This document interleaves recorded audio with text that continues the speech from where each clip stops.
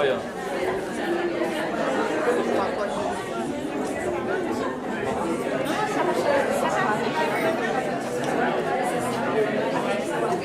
Ok, je vous invite à prendre place et on va prier tous ensemble avant le message. Prions.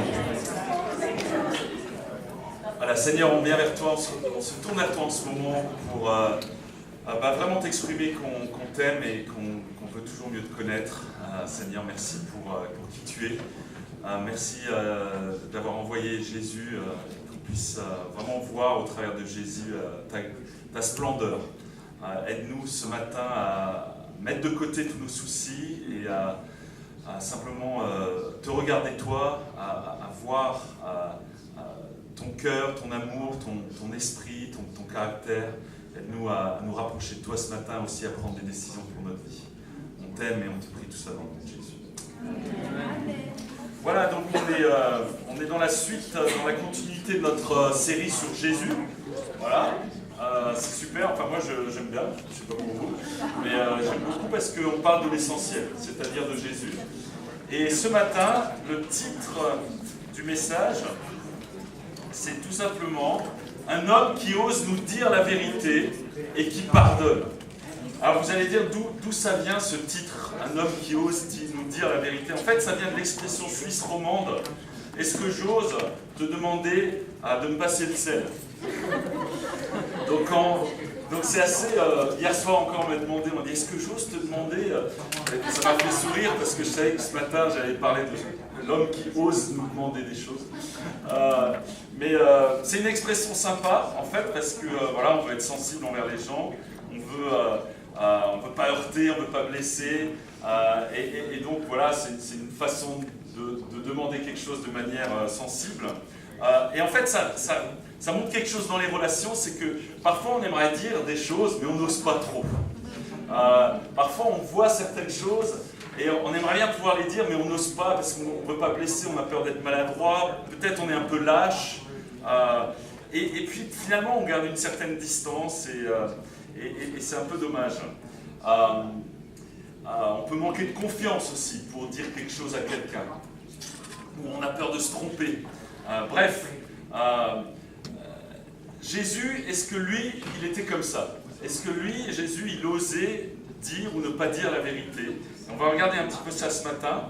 Est-ce que Jésus osait nous dire la vérité? Alors pourquoi on parle de ce sujet? Parce qu'on va voir qu'une fois de plus, on voit que Jésus était différent de nous. Il était hors du commun. Il était toujours très juste, vous allez voir, avec chaque personne, très précis dans ses propos.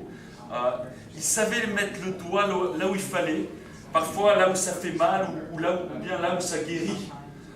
Et puis, son but lorsqu'il était en compagnie, lorsqu'il était avec des gens, on va voir, c'est qu'il veut toujours construire l'individu et le guérir et finalement le sauver.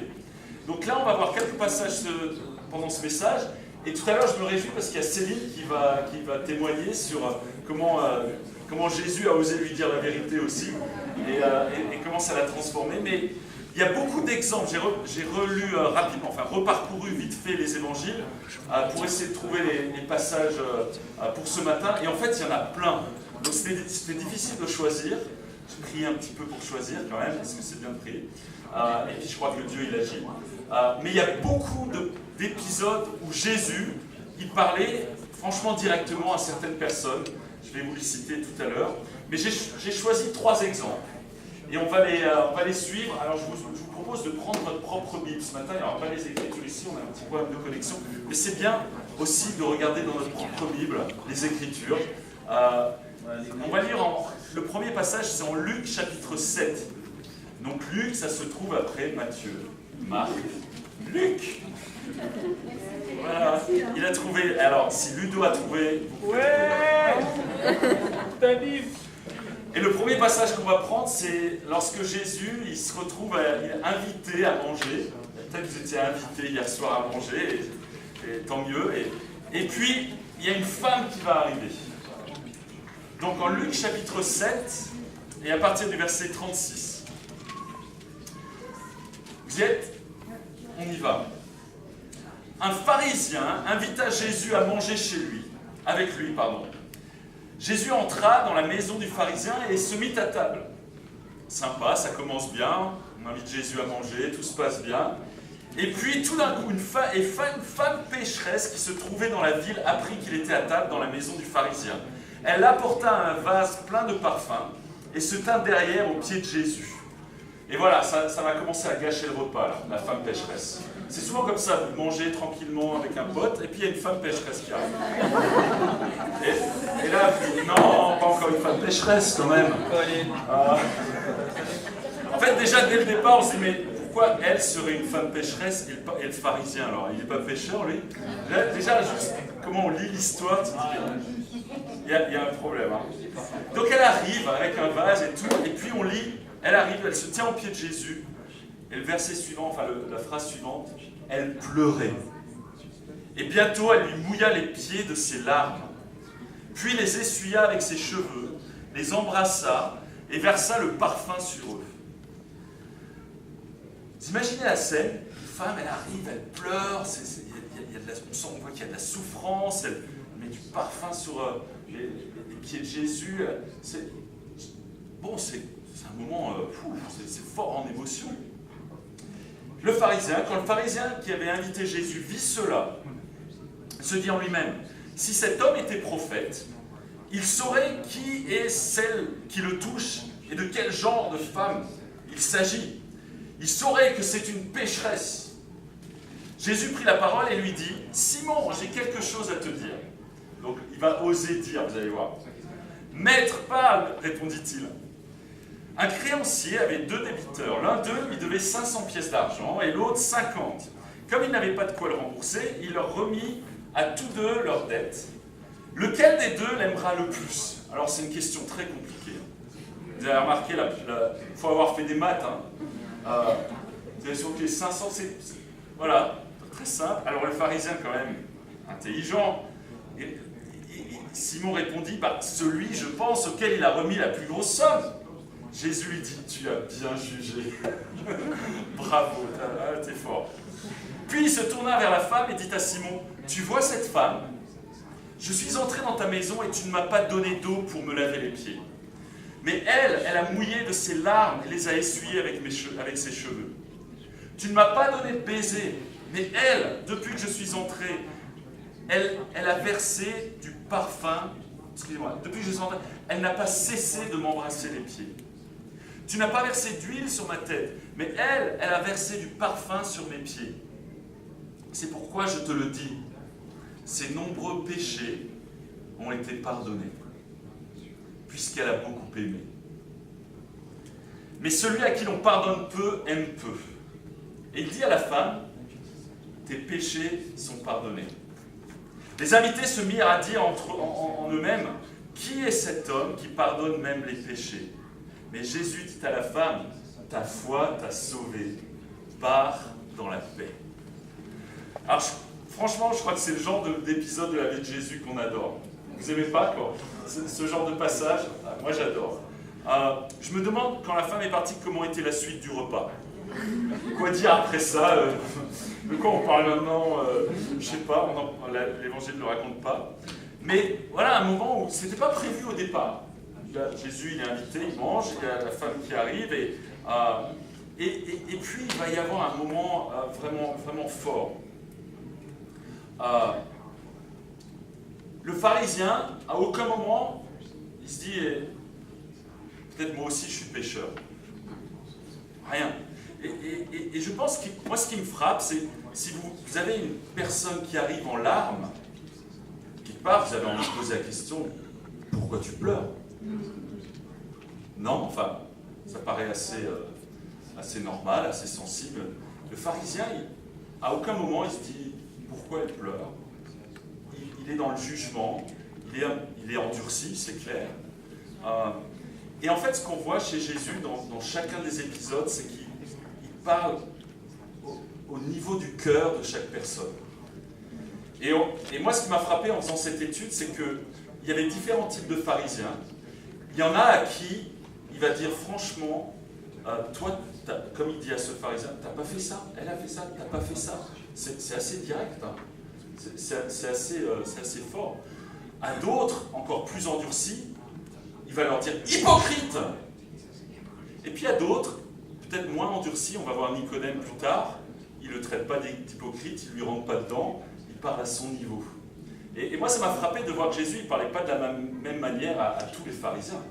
Il avait une attitude différente avec chacun. Selon l'endurcissement du cœur de la personne, Jésus va être assez franc, assez direct. Est-ce que cet homme, il a besoin d'une petite discussion gentille, du genre, cher pharisien, est-ce que j'ose te dire un petit truc là? Je crois qu'il avait besoin de quelque chose un peu plus percutant. Il avait besoin que... Et en fait, Jésus, il fait exactement ce que Nathan a fait avec David. Quand David avait péché, il était endurci avec l'adultère, etc., le roi David. Nathan, il lui raconte une petite histoire, et David, il fait « ouais, c'est vrai ». Et puis à la fin, Nathan, il dit « c'est toi cet homme ». Et David fait « ah ». Et il se repent. Et Jésus, il fait exactement la même chose ici. Une petite parabole, une petite histoire, et le pharisien, il dit « oui, bien sûr, c'est celui qui avait une dette de 500 balles, qui va aimer beaucoup plus. Et puis ensuite, Jésus dit, tu vois, toi. Et en fait, Jésus, il savait parler aux gens pour les remettre en question. Et je pense que peut-être le pharisien, il s'est remis en question, on ne sait pas la suite. Mais ce qui est frappant aussi, c'est que la femme, elle entend toute cette histoire. Elle est là, elle entend. Et le reste des gens autour entendent aussi. Et à cette femme, il ne va pas la culpabiliser davantage, en fait. Il va lui donner un message complet de pardon.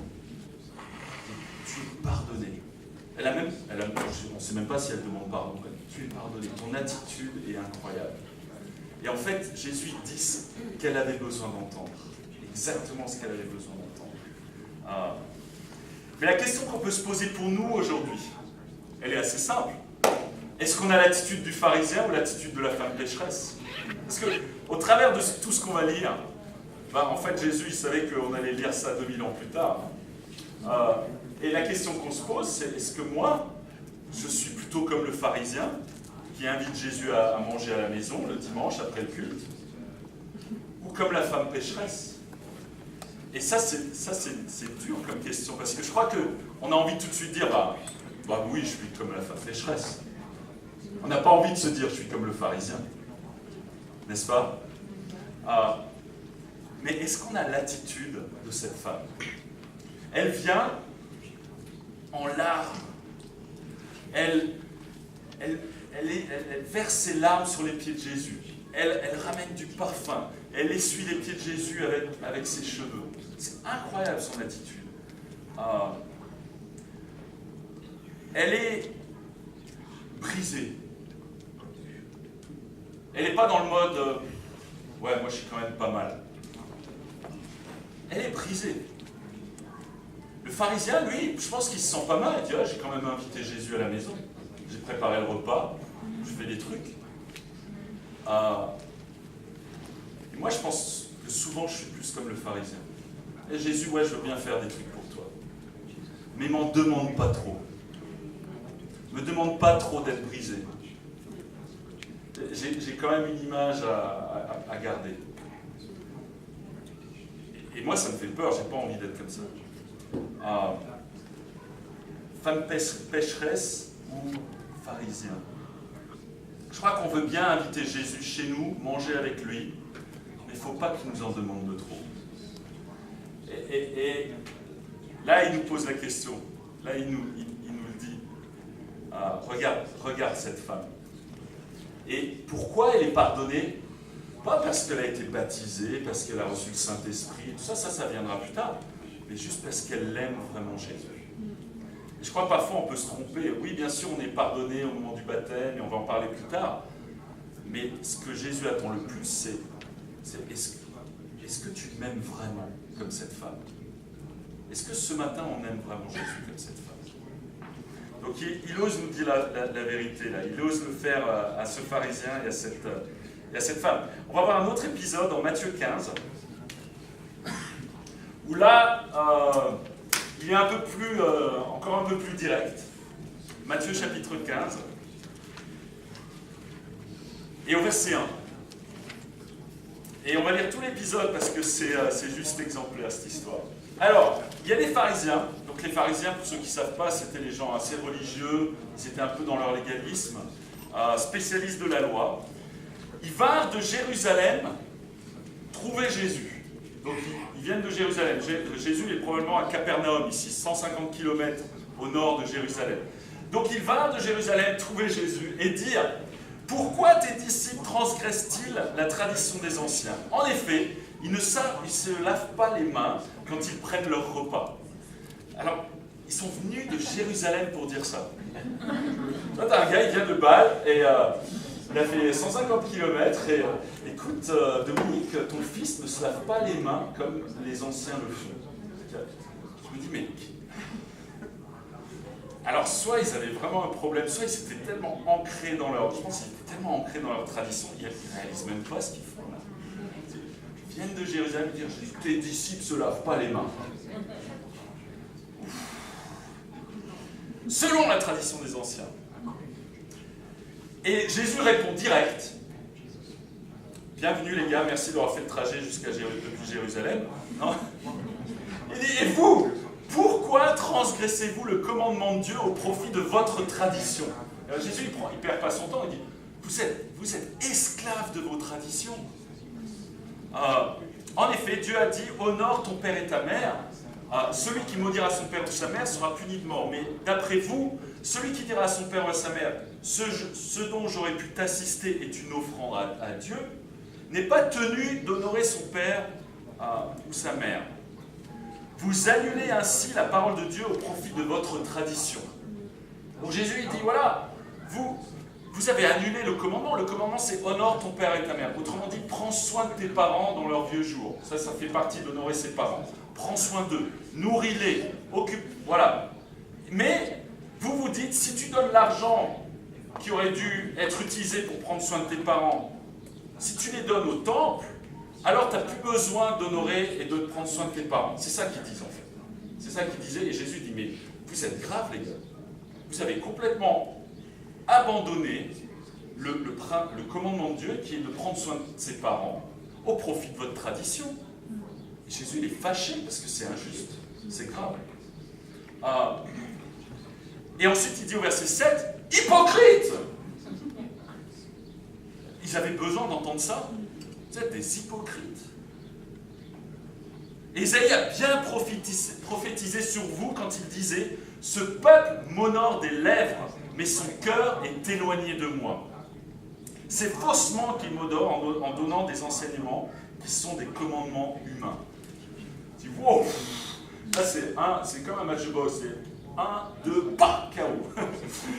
Allez, on cite Isaïe en même temps. Il a bien prophétisé sur vous. Je crois que Jésus, il voyait à quel point ils étaient durs et ils avaient besoin d'être secoués, mais vraiment secoués. Et puis il continue, l'histoire ne s'arrête pas, verset 10. Jésus appela la foule et leur dit, écoutez-moi et comprenez bien. Ce n'est pas ce qui entre dans la bouche qui rend l'homme impur, mais c'est ce qui sort de la bouche. Voilà ce qui rend l'homme impur. Autrement dit, ce n'est pas les histoires de se laver les mains qui rend impur, c'est ce qui sort de ta bouche. Alors les disciples s'approchaient à lui dire, sais-tu que les pharisiens ont été scandalisés d'entendre ces paroles? Évidemment, quand on vous traite d'hypocrite, alors soit vous dites, ouais, il a raison, il faut vraiment que je change, ou alors c'est non, punaise, alors lui, il va mal finir. Parce qu'on a du mal à entendre la vérité. On ne veut pas l'entendre. Il répondit, toute plante que n'a pas planté mon père, céleste sera déracinée. Laisse-les, ce sont des aveugles qui conduisent des aveugles. Si un aveugle conduit un aveugle, ils tomberont tous les deux dans un fossé. Waouh! C'est fort. Et puis Pierre continue, il prit la parole et lui dit, explique-nous cette parabole. Là, c'était pas une parabole. Là, c'était autre chose. Jésus dit, vous aussi, les disciples, les apôtres, vous êtes encore sans intelligence. Donc, c'est pas juste les pharisiens qui s'en prennent, c'est les disciples aussi. T'as encore rien compris. Ne comprenez-vous pas encore que tout ce qui entre dans la bouche va dans le ventre, puis est évacué dans les toilettes, et ce qui sort de la bouche vient du cœur. Et c'est ce qui rend l'homme impur. En effet, c'est du cœur que viennent les mauvaises pensées, les meurtres, les adultères, l'immoralité sexuelle, les vols, les faux témoignages, les calomnies. Voilà ce qui rend l'homme impur, mais manger sans s'être lavé les mains, cela ne rend pas l'homme impur. Donc il explique quand même. Il dit, t'es sans intelligence, mais je vais quand même t'expliquer.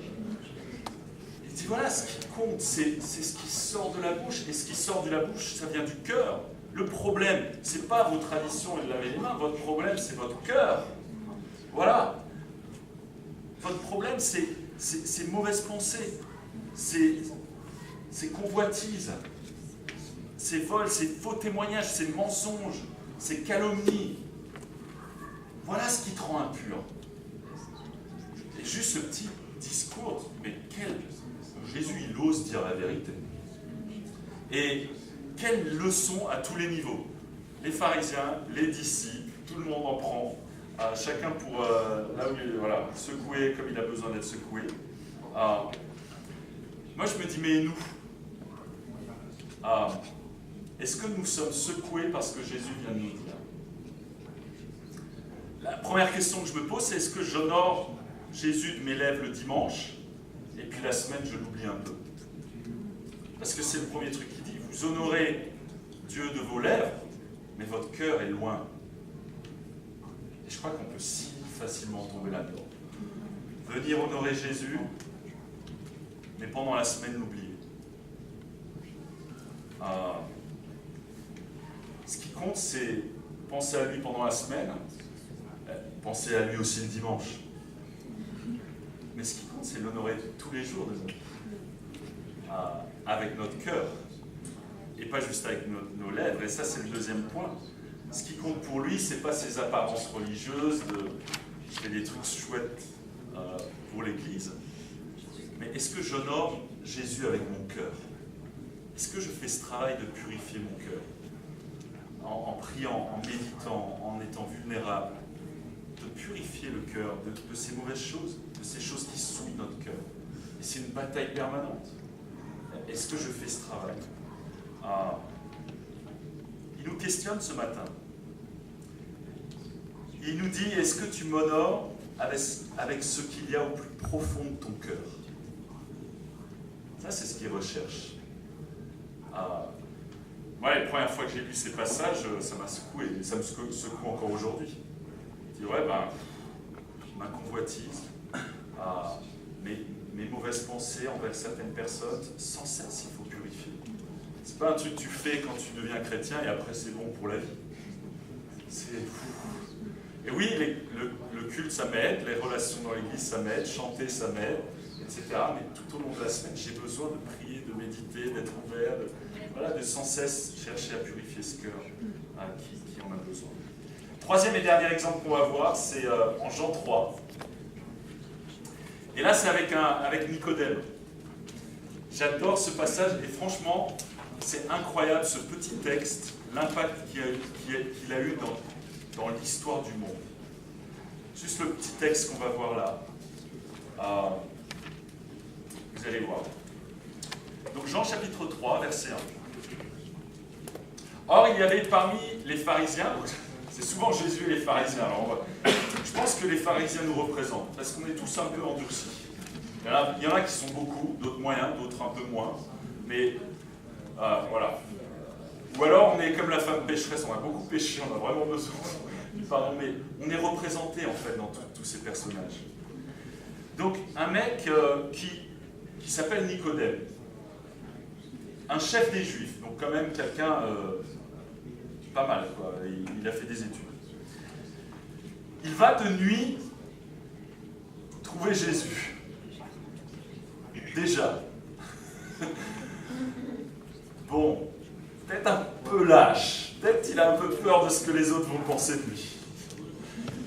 Ok, Jésus sympa l'accueille à la maison, et puis il lui dit, Maître, nous savons que tu es un enseignant envoyé de Dieu. Bah, si c'est le cas, pourquoi tu ne viens pas le jour?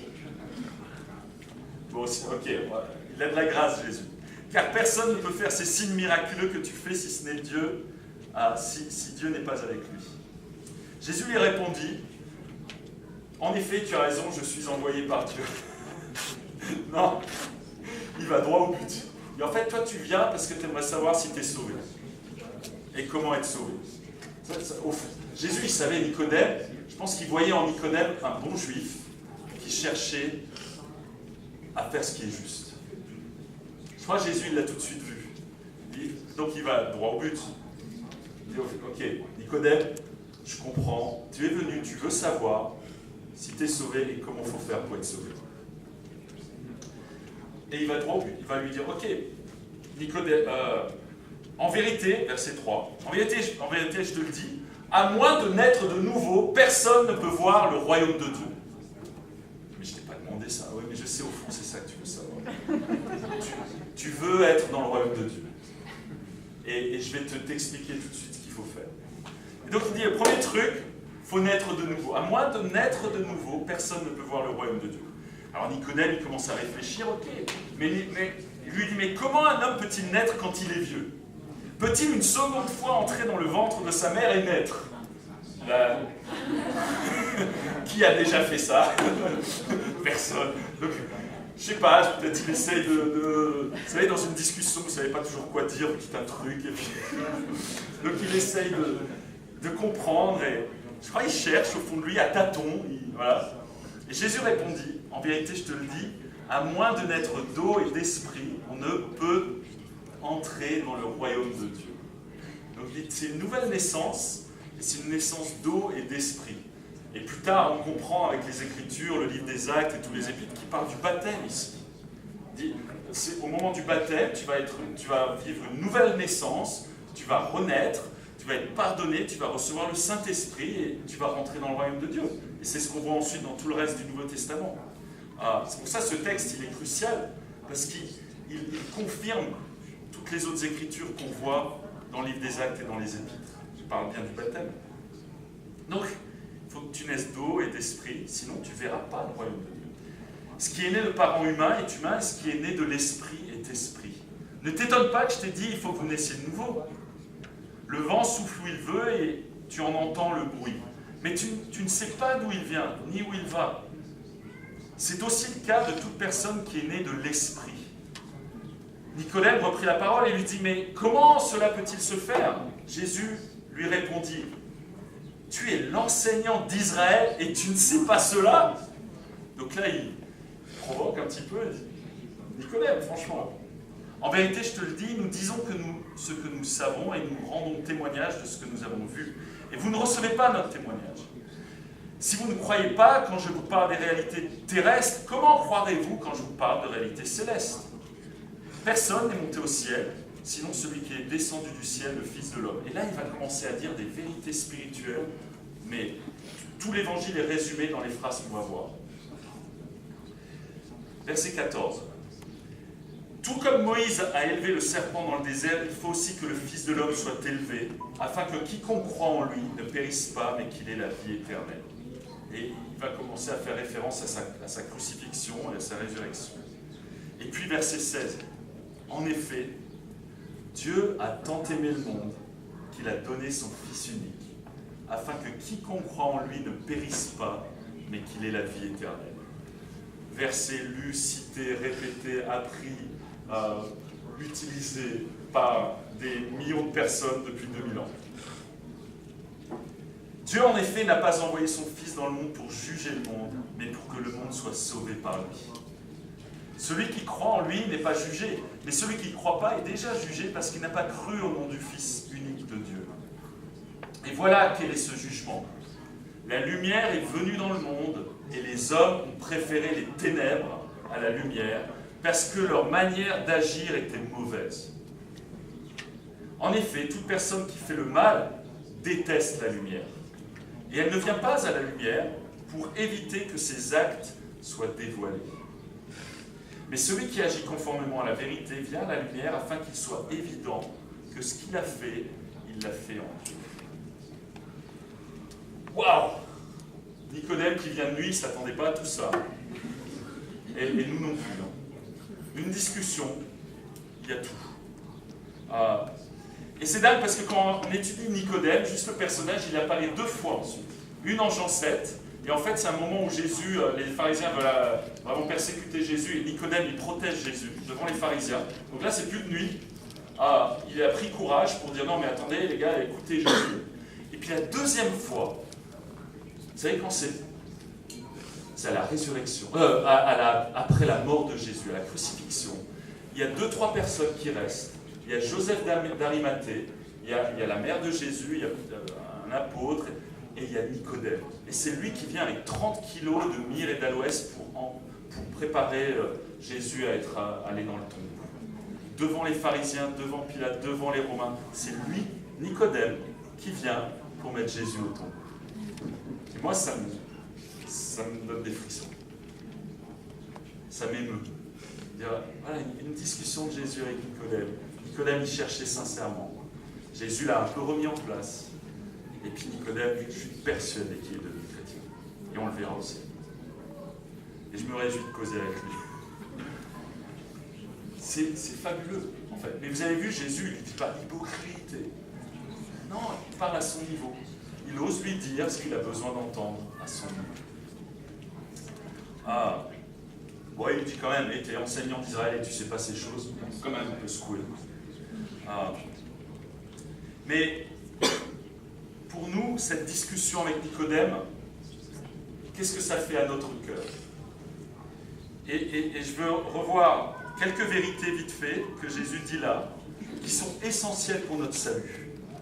D'abord, il dit, la lumière est venue dans le monde et les hommes ont préféré les ténèbres. Il ne faut pas être étonné que les gens ne veulent pas connaître Jésus. Le monde, en général, ne voudra pas connaître Jésus, il s'en fiche. Il dit, non, on ne veut pas savoir ça. On va trouver des excuses, des explications dans tous les sens, mais s'il te plaît, ne parle pas de Jésus. Alors on va le dire de manière polie, hein. J'ose te dire de ne plus parler de ton église. Mais le monde en général, moi j'étais comme ça pendant un certain temps, je ne voulais pas trop qu'on me parle de vérité spirituelle. Et à un moment donné, j'étais ouvert, je ne sais pas pourquoi. Parce que les hommes préfèrent les ténèbres, préfèrent garder leurs trucs secrets, et ils ne veulent pas trop qu'on leur parle de leurs ténèbres à eux.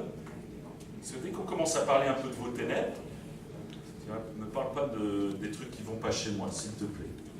Ne me parle pas de mon orgueil, ne me parle pas de ma lâcheté. Ok, s'il te plaît. On n'aime pas ça, qui aime ça? Et pourtant, on en a besoin. C'est comme si on nous dit « t'as le cancer », non mais je ne veux pas que tu me dises ça. Je ne veux pas le savoir. En fait, tu as besoin de le savoir, sinon tu vas mourir. Donc je vais te le dire et après on pourra peut-être t'opérer un petit peu. Et ça, c'est ce que Jésus fait avec nous. De juste dire, moi je veux te sauver là de tes ténèbres. Après, toute personne qui fait le mal déteste la lumière. En fait, c'est ce qui se passe quand on étudie la Bible avec quelqu'un. À un moment donné, on commence à parler du mal, des choses mauvaises. Ah non, je crois que je vais arrêter d'étudier la Bible. Ah, c'est bien quand tu parles de qui est Jésus, de ce que c'est la Bible, on parle à un niveau intellectuel, etc. Mais dès qu'on parle à un niveau plus personnel, c'est « Ah, je crois que là, j'ai plus le temps. » Ben non, mais regarde, non, t'en as besoin, c'est une bonne chose. Et puis ensuite, Jésus dit « Dieu a tant aimé le monde qu'il a donné son Fils unique, afin que quiconque croit en lui ne périsse pas, mais qu'il ait la vie éternelle. » Ça, c'est la bonne nouvelle, en fait. Est-ce que moi, je suis confiant dans l'amour de Dieu et dans son Fils Jésus? Il est venu pour me sauver. Jésus dit, je ne suis pas venu pour te casser, te détruire, te juger. Je suis venu pour te sauver. Mais la mauvaise nouvelle fait partie de ton salut. Comme cette femme pécheresse, tu as besoin d'accepter, puis pardonner. Puis après, c'est bon. Accepte la vérité. Moi, je suis venu pour te sauver, pour te pardonner. Et puis après, il dit, à moins de naître de nouveau, personne ne peut voir le royaume de Dieu. Et souvent, je me dis, mais quand on parle du baptême, des choses comme ça, je dis, non, je n'ai pas besoin de faire baptiser. Et Jésus dit, à moins de naître de nouveau, naître d'eau et d'esprit, tu ne verras pas le royaume de Dieu. Oui, non, mais pour moi, c'est différent. Personne, quiconque, enfin, il le dit, quoi. Moi, je veux bien la bonne nouvelle, mais ne me remets pas en question. C'est tellement simple. Fais-toi baptiser. Demande pardon, fais-toi baptiser et tu rentres dans le royaume de Dieu. Et tu commences ta nouvelle vie. En plus, tu auras le Saint-Esprit. Ça va peut-être t'aider. Parce que là, jusqu'à présent, tu te bats avec tes propres forces. Il va donc m'aider. La question qu'on peut se poser, c'est est-ce que je suis né de nouveau? Est-ce que je suis né d'eau et d'esprit? Est-ce que je préfère vivre dans les ténèbres encore? Ou est-ce que je veux vraiment venir à la lumière entièrement, complètement? Ou est-ce que je veux garder ma petite part de ténèbres parce que franchement celle-là, j'ai pas envie qu'on le sache. Moi, quand j'étais en 5e, j'avais 11 ans, il y a des personnes qui ont eu des actes homosexuels avec moi. C'était pas drôle. C'était le truc. J'osais pas le dire avant mon baptême. C'est parce que j'avais vraiment honte de cette histoire. J'ai dit non, je vais le dire. Je vais le dire avant mon baptême. Ça va sortir à la lumière. Je veux que tout soit à la lumière. Absolument tous les trucs les plus moches de ma vie, dont j'ai honte. J'ai tout mis sur mon cahier, j'ai mis, depuis quand j'étais à Bible avec mes amis ados, étudiants, je dis ah voilà ma liste de péchés, il y avait même ça. Bon, voilà, on est dans les ténèbres, on est tous des femmes pécheresses. On est tous comme ça. Mettons les choses à la lumière. Jésus a dit bah, je te pardonne. Et t'as une nouvelle vie, et c'est génial. Et après on se sent libéré, on peut en parler, on n'a plus honte. Voilà, j'étais un pécheur, je suis toujours un pécheur, mais repenti. Et c'est tout ce qu'il veut, Jésus, c'est qu'on soit...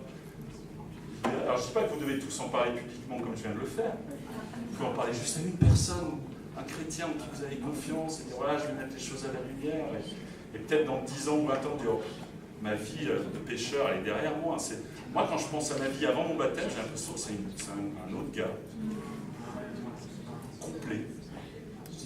Je vois les photos de Thierry en train de fumer, bourré, complètement dans les péchés sexuels et tout. Mais c'était qui ce gars? C'était moi. J'étais vraiment comme ça. Et je ne sais pas par quel miracle, Jésus, il a bien voulu m'accueillir dans son royaume, franchement. Mais il l'a fait. Et il veut le faire avec tout le monde. Et donc ça, c'est la bonne nouvelle qu'on doit partager avec tout le monde. Il est venu pour nous sauver parce qu'il nous aime. En conclusion, on pourrait regarder beaucoup d'autres moments de la vie de Jésus. Et il y en a plein. Je ne vais pas vous les citer là parce que j'aimerais laisser la parole maintenant à Céline.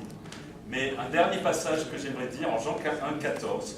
La Bible dit « Et la parole s'est faite homme, elle a habité parmi nous, pleine de grâce et de vérité. Et nous avons contemplé sa gloire, une gloire comme celle du Fils unique venu du Père. » Ça, c'est comme ça que Jean, il présente Jésus, il dit « Jésus s'est fait homme, il a habité parmi nous, plein de grâce et plein de vérité. Et nous l'avons contemplé. » Donc si Jésus était là aujourd'hui, il nous dirait plein de vérité, avec plein de grâce, et nous, ce qu'il nous demande, c'est juste de le contempler. Donc contemplons-le et acceptons-le vraiment dans notre cœur. Faisons-nous baptiser, parlons de lui autour de nous. Et moi, je me réjouis maintenant d'entendre Céline parce que c'est un exemple incroyable de ce que Jésus a fait dans sa vie. Donc Céline, viens prendre la parole. On peut l'accueillir maintenant.